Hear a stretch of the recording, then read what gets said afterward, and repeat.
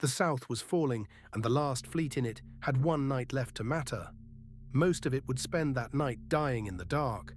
But one piece of it, one small command, was about to fight the way the whole war would finally have to be fought. Nobody watching knew that yet. The Tallow Deep was the narrow dark between two worlds, the last crossing before the settled South. Rell brought the survivors of the broken shield here to make the stand everyone knew was hopeless.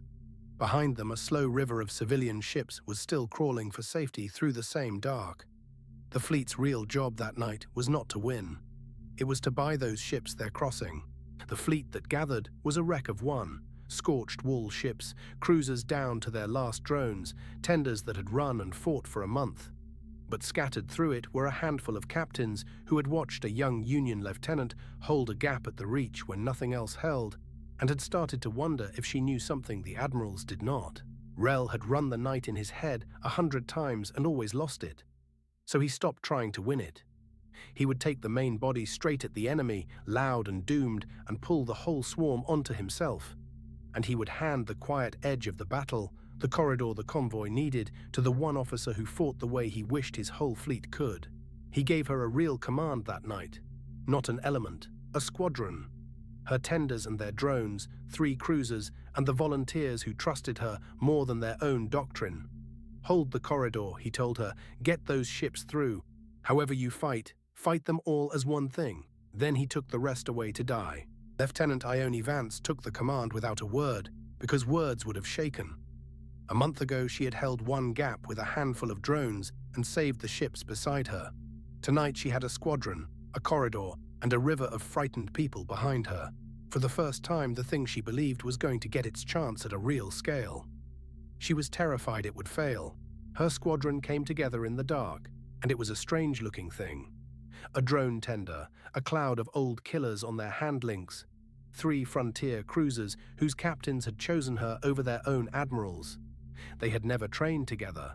They had one thing the rest of the fleet never managed. They had agreed tonight to move as though a single mind ran them all. Then the dark came alive. The Varan slid into the deep the way they slid into everything. One silent will with 10,000 hands, reading the black by senses no human crew would ever have. The main body of the coalition turned to meet them head-on. And the killing started where Rell wanted it, far from the corridor on him. The swarm went for the loudest thing in the dark, and Rell had made sure that was his flagship. His wall ships opened up in a wall of fire and drew the enemy in, thousands of killers folding around the main body like a fist closing. It was exactly what he wanted. It was also the end of him, and he knew it, and he did it anyway. On the far edge of it, in the corridor, Ione's squadron met a smaller, colder problem. The swarm had left a slice of itself to hunt the escaping ships, and that slice did not care about Rell's fire at all.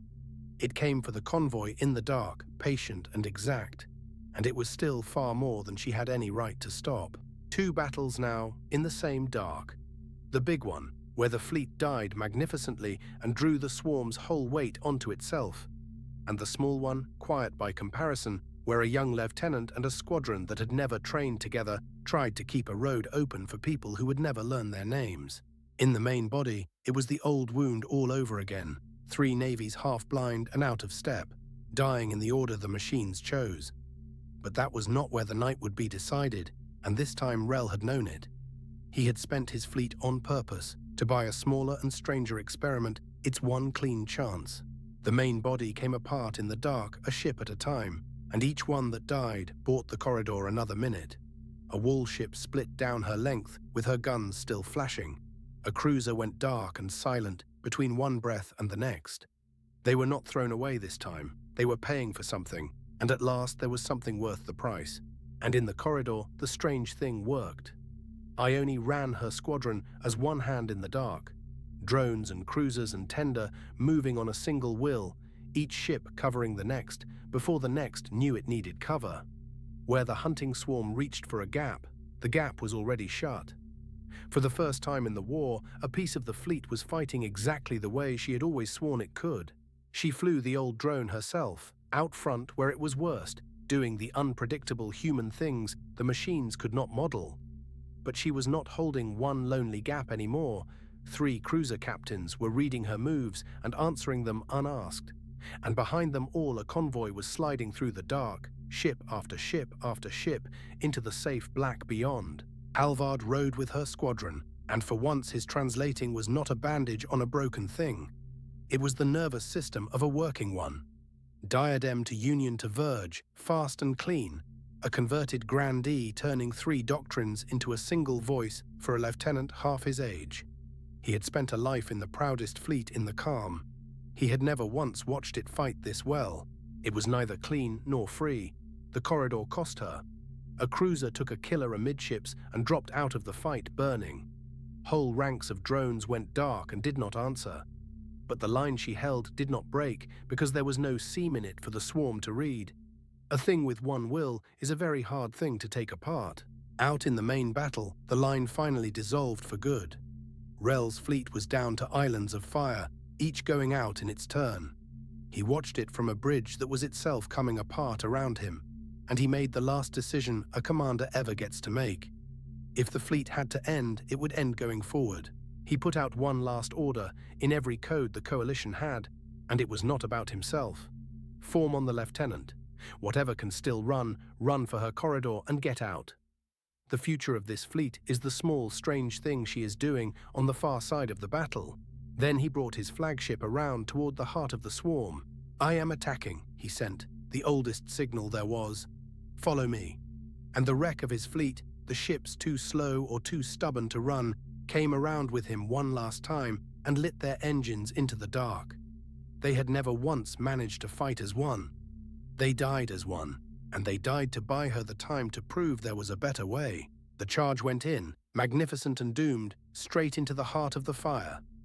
It bought nothing at all for itself. It bought everything for the corridor.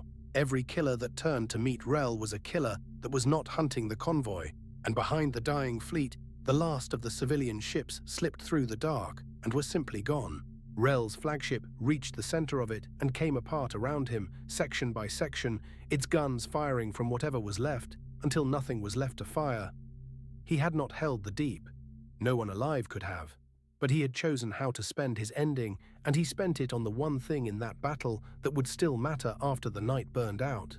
The last of him went into the dark in a single silent flash, and the main battle went quiet not long after. 40 years in the frontier navy, and his final act was to bet everything he had left on a young lieutenant's strange idea. It was the finest bet he ever made. He did not live long enough to learn that he had won it.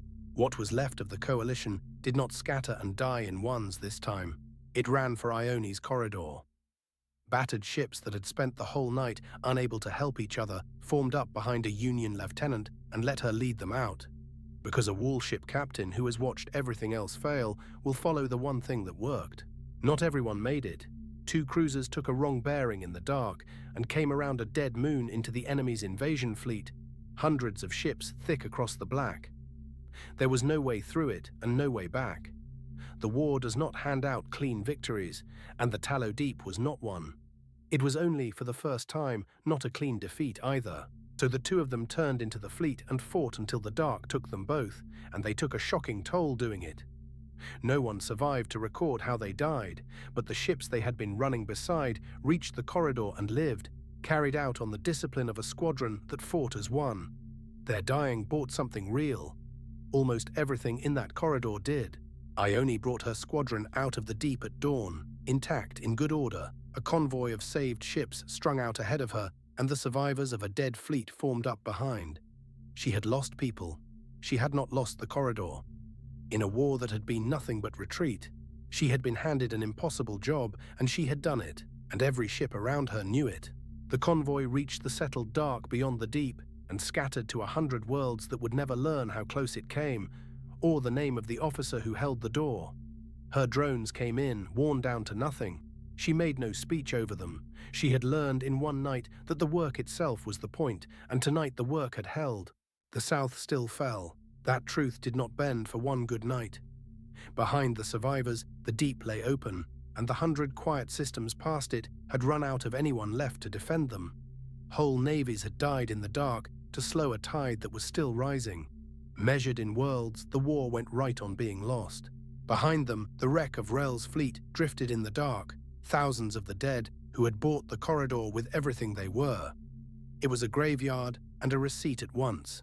It had paid for a convoy, for a squadron, and for something that had finally been set down in more than a tired officer's private notes. It had been written into what worked. For a month, Ione had argued that a fleet with one will could beat a swarm with none. Tonight, on a small scale, in the dark, she stopped arguing and showed it. A squadron had fought as a single thing and held where whole navies fighting as many had come apart. It was nowhere near enough to save the South. It was exactly enough to change how the rest of the war would be fought. The Imperium took the Deep and filed it as another clean victory, and by the grand ledger it was. But something small had gone wrong in the dark that its commanders never wrote down. For the first time, a piece of the enemy had fought their own way better than they did and had gotten clean away to do it again. They did not notice. In time, that blindness would cost them the war. Two things were true of the Tallow Deep by morning. The South was lost and would stay lost for a long and bitter time. And a young officer with 3 cruisers and a cloud of old drones had proven that the machine could be beaten by the one thing it would never have.